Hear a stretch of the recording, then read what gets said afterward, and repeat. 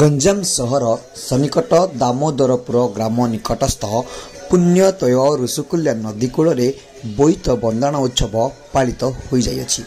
बड़ी भोर समय हजार हजार लोके नदी कूल समागम होई पवित्र जल स्नान करने सह पारंपरिक रीतिनीति अनुजाई पूजार्चना करने सह बोईत भसान करथिले। विशेषकर महिला हबिशाली माने राई दामोदर को पूजार्चना करने सह बोईत भसान करिथिबा लक्ष्य कर जायतिला। अतसबाजी फुटिबा सह हुलुहुली रे परिवेश उत्सव मुखर होई उठितिबा देखिबाकु मध्य मिलितिला।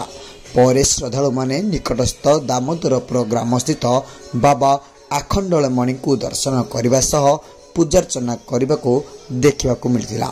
पूजकों देव मंत्र ध्वनि स्थानीय अंचल रे आध्यात्मिक परिवेश सृष्टि करिथिला। भिड़ को दृष्टि रखी गंजाम थाना पक्षरु नदी कूल पुलिस मुतयन होइतिला। Ganjam Vijayalakshmi Mahagarh report, Digdarshan news.